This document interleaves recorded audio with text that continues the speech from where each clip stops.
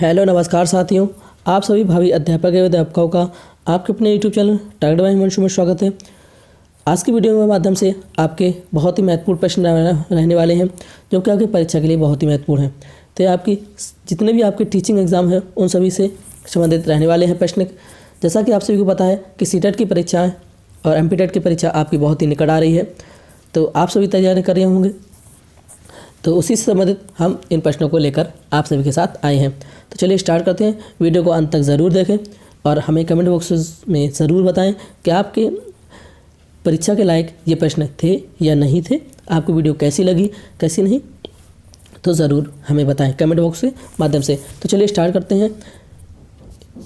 ऐसी वीडियोस हमने इसकी प्लेलिस्ट बना रखी है, मैंने और भी काफ़ी सारे वीडियोस अपलोड कर दी हैं, तो आप सभी उन वीडियो को भी देख सकते हैं जिससे कि कोई भी प्रश्न आपका ना छूटे। तो चलिए स्टार्ट करते हैं।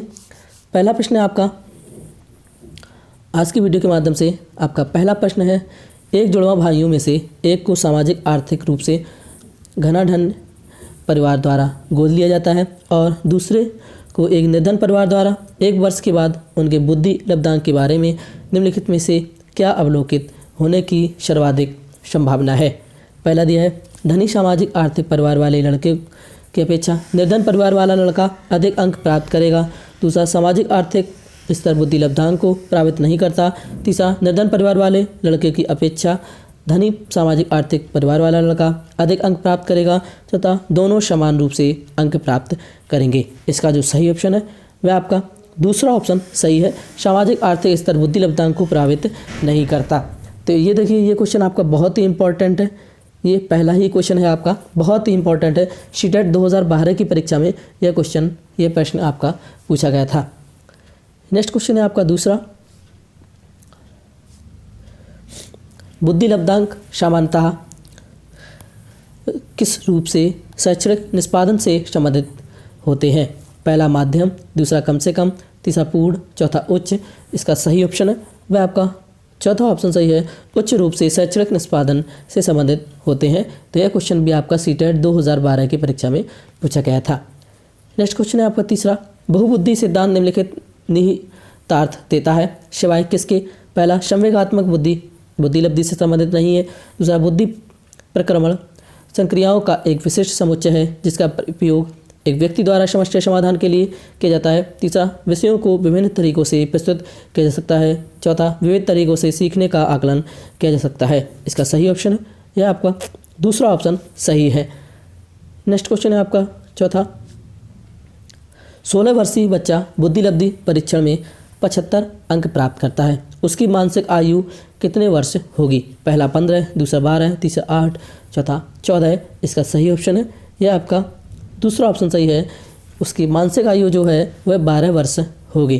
तो यह क्वेश्चन आपका सीटेट 2012 की परीक्षा में पूछा गया था। नेक्स्ट है आपका पांचवा, रेवन का प्रोग्रेसिव मैट्रिसिस परीक्षण किस परीक्षण का उदाहरण है। पहला, असमूह बुद्धि लब्धांक, दूसरा व्यक्तित्व, तीसरा मौखिक बुद्धि लब्धांक, चौथा संस्कृति मुक्त बुद्धि लब्धांक। इसका सही ऑप्शन है यह आपका चौथा ऑप्शन सही है, संस्कृति मुक्त बुद्धि लब्धांक। तो यह भी क्वेश्चन आपका बहुत ही महत्वपूर्ण है, सीटेट 2012 की परीक्षा में पूछा गया था। नेक्स्ट आपका छठवां क्वेश्चन है, बुद्धि लब्धांक के आधार पर विभिन्न समूहों में विद्यार्थियों का वर्गीकरण उनकी स्वगरिमा को क्या है और उनके शैक्षणिक निष्पादन को क्या फिर स्पेस दिया है। तो इसमें घटाता घटाता, दूसरा घटाता प्रभावित नहीं करता, तीसरा बढ़ाता घटाता, चौथा बढ़ाता बढ़ाता। इसका सही ऑप्शन है यह आपका दूसरा ऑप्शन सही है। देखिए, बुद्धि लब्धांक के आधार पर विभिन्न समूह में विद्यार्थियों का वर्गीकरण उनकी स्वगरिमा को घटाता है और उसके शैक्षणिक निष्पादन को प्रभावित नहीं करता है। तो यह भी क्वेश्चन आपका महत्वपूर्ण है, सीटेट 2012 की परीक्षा में पूछा गया था। नेक्स्ट है आपका सातवां, शारीरिक गतिक बुद्धि रखने वाले बच्चे की अंतिम अवस्था निम्नलिखित में से कौन सी हो सकती है। पहला, शल्य चिकित्सक, दूसरा कवि, तीसरा बालचक, चौथा राजनीतिक नेता। तो इसका जो सही ऑप्शन है वह आपका पहला ऑप्शन सही है, शल्य चिकित्सक। नेक्स्ट आपका आठवां क्वेश्चन है,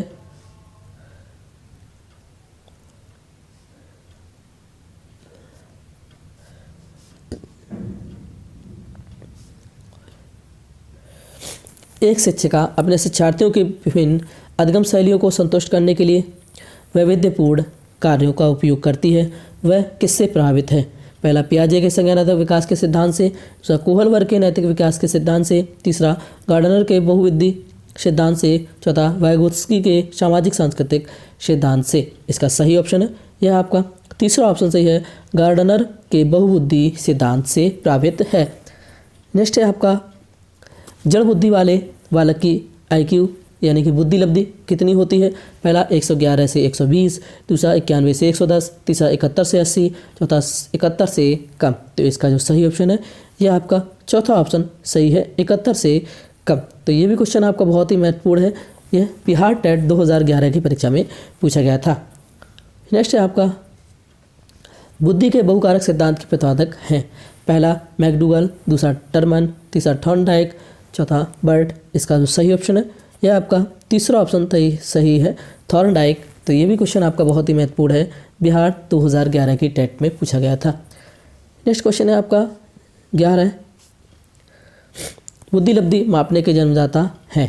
पहला स्टर्न, दूसरा विने, तीसरा टर्मन तथा इनमें से कोई नहीं। इसका सही ऑप्शन है यह आपका तीसरा ऑप्शन सही है, बुद्धि लब्धि मापने के जन्मदाता जो हैं वह टर्मन है। तो ये भी क्वेश्चन आपका महत्वपूर्ण है, बिहार टेट 2011 की परीक्षा में पूछा गया। नेक्स्ट है 12, बुद्धि है। बुद्धि क्या है? एक स्वाभाविक मानसिक क्षमता, एक अंगीकार करने की क्षमता, तीसरा एक सीखने की क्षमता, चौथा ये सभी। इसका सही ऑप्शन है ये आपका चौथा ऑप्शन सही है, बुद्धि जो है एक स्वाभाविक मानसिक क्षमता भी है, एक अंगीकार करने की क्षमता भी है, एक सीखने की क्षमता भी है। तो इसका जो सही ऑप्शन है वह आपका चौथा ऑप्शन सही है, ये सभी। तो ये आपका झारखंड 2011 की टेट की परीक्षा में पूछा गया था। नेक्स्ट है आपका 13, निम्न में से कौन सा बुद्धिमान बच्चे का लक्षण नहीं है? पहला, वह जो लंबे निबंधों को बहुत जल्दी रटने की क्षमता रखता है, वह जो प्रभावपूर्ण एवं उचित तरीके से संप्रेषण करने की क्षमता रखता है, तीसरा, वह जो अमूर्त रूप से सोचता रहता है, वह जो नए परिवेश में स्वयं को समायोजित कर सकता है। इसका सही ऑप्शन है यह आपका पहला ऑप्शन सही है, वह जो लंबे निबंधों को बहुत जल्दी रटने की क्षमता रखता है। तो यह क्वेश्चन आपका बहुत ही महत्वपूर्ण है, सीटेट 2011 की परीक्षा में पूछा गया था।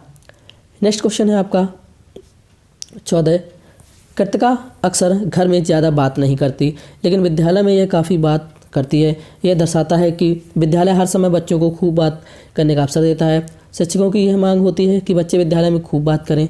तीसरा, कृतिका को अपना घर बिल्कुल पसंद नहीं है। चौथा, उसके विचारों को विद्यालय में मान्यता मिलती है। इसका सही ऑप्शन है वह आपका चौथा ऑप्शन सही है, उसके विचारों को विद्यालय में मान्यता मिलती है। नेक्स्ट क्वेश्चन है आपका 15, एक प्रमाणीकृत पठन परीक्षण लेने के लिए 5वीं कक्षा को प्रस्तुत करने में शिक्षक को अधिकाधिक परामर्श दिया जाता है कि पहला, बच्चों को बोलना की परीक्षण बहुत महत्वपूर्ण है तथा वह उनमें सबसे अच्छा प्रदर्शन करेगा। पूर्ववर्ती परीक्षा से प्रधान प्रश्नों को चिन्हित करना एवं छात्रों को उनके उत्तर देने की अनुमति देना। तीसरा, निम्न कोटि के पाठकों को शिक्षण देना ताकि कक्षा के शेष बच्चे किसी भी तरीके से अच्छा करें। चौथा, परीक्षण में आने वाले समान प्रकार के प्रश्नों के उत्तर देने के लिए छात्रों को अभ्यास कराना। इसका सही ऑप्शन है यह आपका चौथा ऑप्शन सही है, परीक्षण में आने वाले समान प्रकार के प्रश्नों के उत्तर देने के लिए छात्रों को अभ्यास कराना। इसका नेक्स्ट है आपका 16, बच्चे की बुद्धि लब्धि 90 से 110 के मध्य है। पहला, सामान्य बुद्धि, दूसरा प्रखर बुद्धि, दूसरा उत्कृष्ट, चौथा प्रतिभाशाली। इसका सही ऑप्शन है यह आपका पहला ऑप्शन सही है, सामान्य बुद्धि। यह आपका उत्तराखंड टेट 2011 की परीक्षा में पूछा गया था, तो बहुत ही इंपॉर्टेंट है, बहुत ही महत्वपूर्ण है आपकी परीक्षा के लिए। नेक्स्ट है आपका, कौन सा सिद्धांत व्यक्त करता है कि मानव मस्तिष्क एक बर्फ़ की बड़ी चट्टान के समान है जो कि अधिकांशतः छिपी रहती है एवं उनमें चेतन के 3 स्तर हैं। पहला, गुण सिद्धांत, दूसरा प्रकार सिद्धांत, तीसरा मनोविश्लेषणात्मक सिद्धांत, चौथा व्यवहारवाद सिद्धांत। इसका सही ऑप्शन है यह आपका तीसरा ऑप्शन सही है, मनोविश्लेषणात्मक सिद्धांत। तो यह आपका उत्तराखंड टेट 2011 की परीक्षा में पूछा गया था। नेक्स्ट है आपका 18, किसी बच्चे में अमूर्त विचारों के संदर्भ में उसकी सोचने की योग्यता क्या कहलाती है? पहला, उसका अधिगम, दूसरा उसकी बुद्धि, तीसरा उसकी कार्यप्रणाली, चौथा उसकी तेज दृष्टि। इसका सही ऑप्शन है यह आपका दूसरा ऑप्शन सही है, उसकी बुद्धि। नेक्स्ट है आपका 19वां,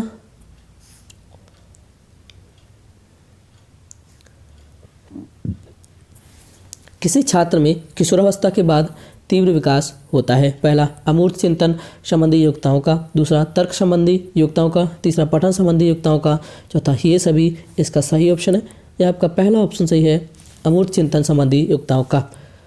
नेक्स्ट, बुद्धि से संबंधित गिलफोर्ड के सिद्धांत के अनुसार मानसिक प्रक्रिया में आधारभूत आयाम है। पहला संक्रिया, दूसरा सूचना सामग्री, तीसरा उत्पाद, चौथा ये सभी। इसका सही ऑप्शन है यह आपका चौथा ऑप्शन सही है, ये सभी। नेक्स्ट 21वां है आपका, किसी छात्र में आयु के विभिन्न अवस्थाओं में उस छात्र का बौद्धिक विकास हमेशा समान रहेगा, असमान रहेगा, गिरता रहेगा, इनमें से कोई नहीं। इसका सही ऑप्शन है यह आपका दूसरा ऑप्शन सही है, यह का असमान रहेगा। नेक्स्ट क्वेश्चन है आपका, मानसिक रूप से पिछड़े बालकों की बुद्धि लब्धि मानी गई है। पहला 110 से कम, 90 से कम, 80 से कम, 70 से कम, तो जो है ये 70 से कम मानी गई है, तो इसका जो सही ऑप्शन है वो आपका चौथा ऑप्शन सही है। नेक्स्ट क्वेश्चन है आपका, विद्यालयों में छात्रों की बुद्धि ज्ञात करने का प्रमुख उद्देश्य होता है। पहला माता पिता को उनके बालकों की सीमा का ज्ञान प्रदान करना, दूसरा छात्रों के अनुकूल प्रत्याशाएं करना, तीसरा छात्रों के महत्वाकांक्षा स्तर को बढ़ाना, चौथा उपरोक्त सभी। इसका सही ऑप्शन है यह आपका दूसरा ऑप्शन सही है, छात्रों के अनुकूल प्रत्याशाएं करना। नेक्स्ट 24 क्वेश्चन है आपका, बुद्धि का एक कारक सिद्धांत निम्न में से किसके द्वारा प्रतिपादित है। पहला गिलफोर्ड द्वारा, दूसरा पियाजे द्वारा, तीसरा स्किनर द्वारा, चौथा थॉर्नडाइक द्वारा। इसका सही ऑप्शन है यह आपका पहला ऑप्शन सही है, गिलफोर्ड द्वारा। नेक्स्ट है, बुद्धि लब्धि के संबंध में सूचकांक क्या है। पहला मानसिक विकास, दूसरा मानसिक विकास की दर, तीसरा मानसिक योग्यताओं के अंतिम स्तर, चौथा मानसिक परिपक्वता। इसका सही ऑप्शन है यह आपका दूसरा ऑप्शन सही है, मानसिक विकास की दर। नेक्स्ट आपका 26 है, मानसिक आयु का माप निम्न में से किस पर आधारित होते हैं। पहला मानसिक परिपक्वता पर, दूसरा मानसिक बुद्धि की दर पर, तीसरा जन्मजात मानसिक शक्ति पर, चौथा इनमें से कोई नहीं। इसका सही ऑप्शन है यह आपका पहला ऑप्शन सही है, मानसिक परिपक्वता पर। नेक्स्ट आपका 27 है, बुद्धि मानसिक वृद्धि सिद्धांत किससे संबंधित है। पहला बेलार्ड से, दूसरा थॉर्नडाइक से, तीसरा पियाजे से, चौथा स्किनर से। इसका सही ऑप्शन है यह आपका तीसरा ऑप्शन सही है, पियाजे से। नेक्स्ट है आपका 28, बुद्धि लब्धि का प्राप्तांक प्राप्त करने हेतु सही विधि है। ये देखिए ये आपका सूत्र दिए हैं, चौथा ये सभी। तो इसका जो सही ऑप्शन है यह आपका कौन सा ऑप्शन सही है, यह आप कमेंट बॉक्स के माध्यम से हमें बताएंगे। इसका जो सही ऑप्शन है यह आपका पहला ऑप्शन सही है, बुद्धि लब्धि का प्राप्त करने हेतु जो सही विधि है वह मानसिक आयु बटे कालानुक्रमिक आयु इंटू 100, ये आपका पहला ऑप्शन सही है। नेक्स्ट है आपका 29, निम्न में से क्या बुद्धि एक प्रकार नहीं है। पहला मानसिक बुद्धि, दूसरा मूर्त बुद्धि, तीसरा अमूर्त बुद्धि, चौथा सामाजिक बुद्धि। इसका सही ऑप्शन है यह आपका पहला ऑप्शन सही है, मानसिक बुद्धि। नेक्स्ट आपका 30 है, छात्र क्रियाओं का बौद्धिक महत्व है विद्यार्थियों में। पहला निर्णय शक्ति का विकास, दूसरा कल्पना शक्ति का विकास, तीसरा तर्क शक्ति का विकास, चौथा ये सभी। इसका सही ऑप्शन है यह आपका चौथा ऑप्शन सही है, ये सभी। नेक्स्ट क्वेश्चन है आपका, आपकी कक्षा का एक छात्र राजन पढ़ाई, खेलकूद, सामूहिक कार्यक्रमों आदि में सर्वश्रेष्ठ प्रदर्शन करता है। इसका अर्थ है कि वह एक पहला क्षीण बुद्धि छात्र है, दूसरा तर्क शक्ति क्षमता वाला छात्र है, तीसरा बहुआयामी बुद्धि वाला छात्र है, चौथा इनमें से कोई नहीं। इसका सही ऑप्शन है यह आपका तीसरा ऑप्शन सही है, बहुआयामी बुद्धि वाला जो है क्षेत्र, बहुआयामी बुद्धि वाला छात्र है। नेक्स्ट है आपका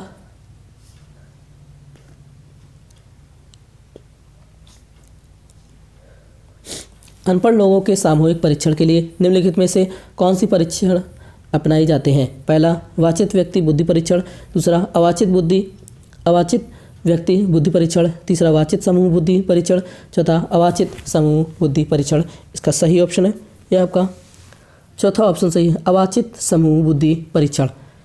नेक्स्ट आपका 33 है, बुद्धि कार्य करने की एक विधि है, निम्न में से यह कथन किसका है? पहला टर्मन, दूसरा वुडरो, तीसरा वुडवर्थ, चौथा स्किनर। इसका सही ऑप्शन है आपका तीसरा ऑप्शन सही है, वुडवर्थ। नेक्स्ट है आपका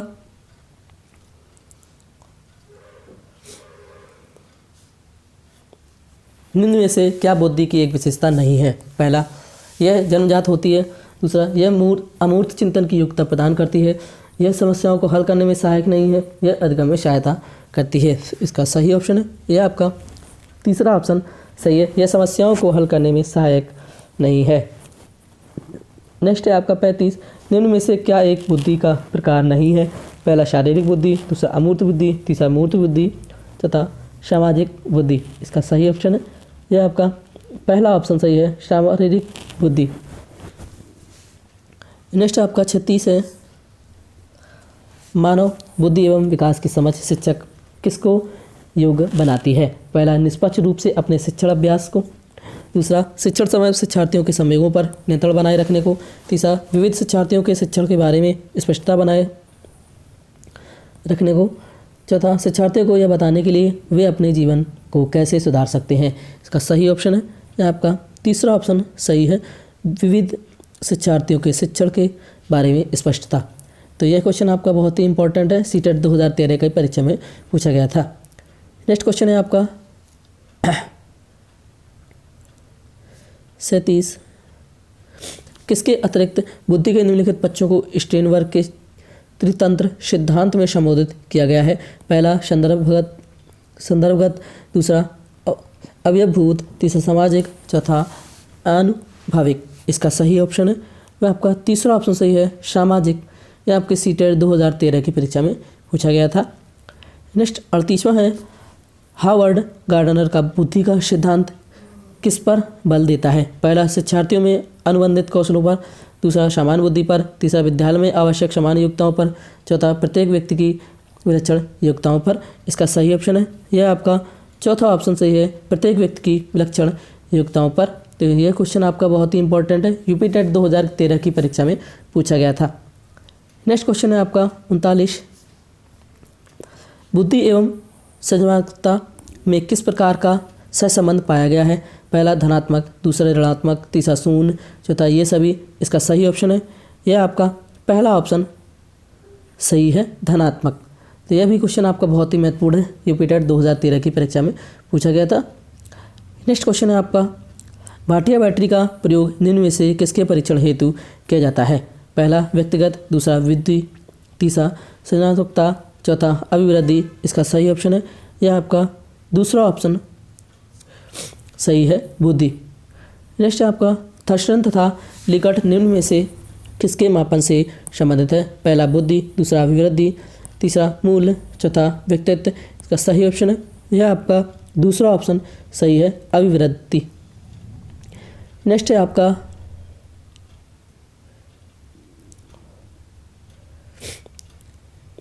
बुद्धिलब्धि के संबंध में क्या सत्य है? पहला बौद्धिक आयु से व्युत्क्रमी संबंधित, दूसरा कालानुक्रमिक आयु से प्रत्यक्षता संबंधित, तीसरा कालानुक्रमिक आयु से व्युत्क्रमी संबंधित, चौथा बौद्धिक तथा कालानुक्रमिक आयु दोनों से प्रत्यक्षता संबंधित। इसका सही ऑप्शन है यह आपका तीसरा ऑप्शन सही है, कालानुक्रमिक आयु से व्युत्क्रमी संबंधित। नेक्स्ट एंड लास्ट क्वेश्चन है इस वीडियो का आपका, बुद्धि का तरल मोज़ेक मॉडल किसने दिया था? पहला कैटेल, दूसरा गिलफर्ड, तीसरा थर्स्टन, चौथा स्पीयरमैन। इसका सही ऑप्शन है यह आपका पहला ऑप्शन सही है, कैटेल ने दिया था। तो ये क्वेश्चन आपके बहुत ही इंपॉर्टेंट है, यूपी टेट 2013 की परीक्षा में पूछे गए थे। तो आशा करते हैं कि आप सभी को वीडियोस बहुत अच्छी लगी होगी। जिन मित्रों को वीडियो अच्छा लगा हो वो वीडियो को लाइक ज़रूर करें और कमेंट बॉक्स के माध्यम से हमें ज़रूर बताएं कि आपको वीडियो कैसी लगी है। कमेंट बॉक्स के माध्यम से बताएं कि आपके परीक्षा के लिए प्रश्न थे या नहीं थे, कि इन प्रश्नों को आपने बहुत अच्छे से याद किया है या नहीं किया है, आपको समझ में आए हैं या नहीं। तो आप कमेंट बॉक्स के माध्यम से बता सकते हैं। तो जिन मित्रों ने चैनल को सब्सक्राइब नहीं किया वो चैनल को सब्सक्राइब कर लें और बेल आइकन को प्रेस कर लें और वीडियो को शेयर ज़रूर करते रहें। इसकी मैंने प्लेलिस्ट बना रखी है, तो आप प्लेलिस्ट में जाके इन वीडियोस की जो बैक में जो मैंने पहले वीडियोस अपलोड कर दिए हैं उन सभी को भी देख सकते हैं प्लेलिस्ट में जाके। तो आशा करते हैं आप सभी ने चैनल सब्सक्राइब कर लिया होगा। तो थैंक्स फॉर वॉचिंग। जय हिंद, जय भारत।